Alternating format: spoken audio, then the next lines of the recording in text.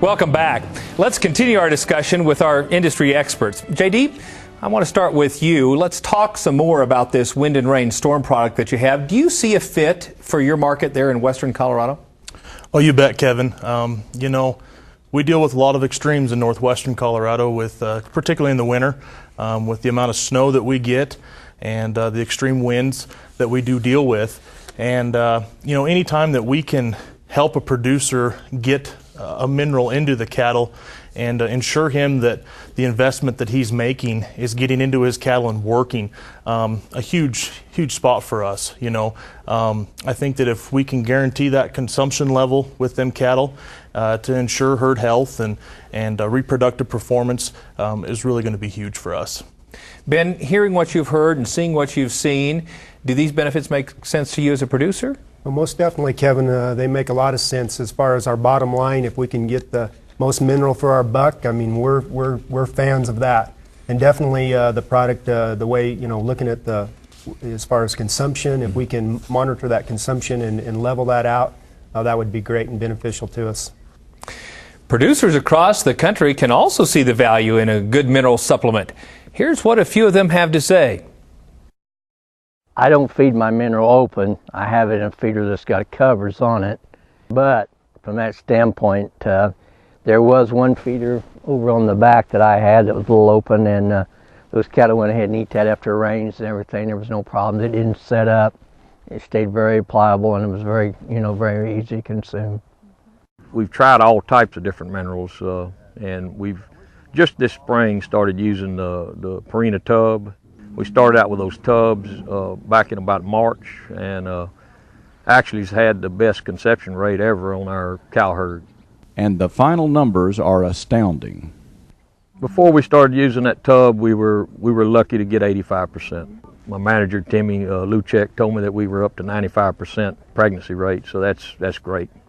A higher pregnancy rate now means higher profits later on. If you just figure what we were getting, say 10% less, you know, on 500 head, you know, you're talking about 50 calves. Our registered calves, normally we average about 2,000 a piece, so that's $100,000. Not only is the reproduction rate higher, but the correct amount of minerals in a cow's diet can also lead to healthier calves. On my little operation, it seemed like, you know, before if I'd put out a bag of mineral, it might last 2 weeks, it might last a week. There was really what you call no consistency. With this new mineral putting out every week for no more cows than I got, I don't know how that broke down as far as ounces, 4 to 5 ounces per head or whatever, but every week that would just be consistent right across the board. I'm not going to say Purina is the only mineral. I'm not going to say they're the best mineral.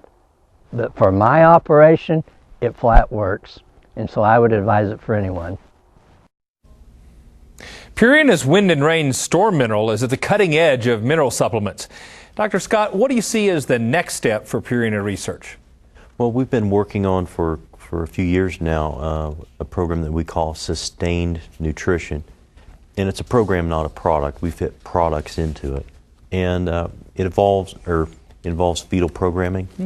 And fetal programming, for the viewers that aren't familiar with it, fetal programming refers to how we provide nutrition to the fetus during gestation. And there's a lot of data on humans and livestock, and it's very evident that undernutrition during gestation imprints poor performance in cattle.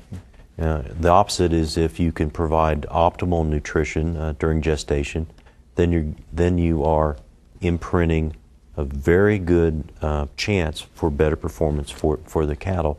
And then there's some stuff called epigenetics, which is on top of that, which you can pass those genes on to the offspring. But it's not how the genes themselves aren't changing, it's how the genes are expressed. So you're allowing for the cattle to express their full potential, basically.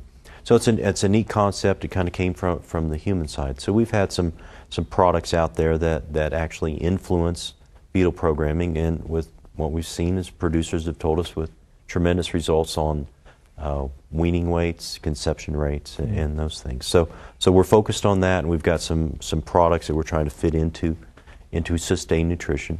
Then the other thing is on the feedlot side.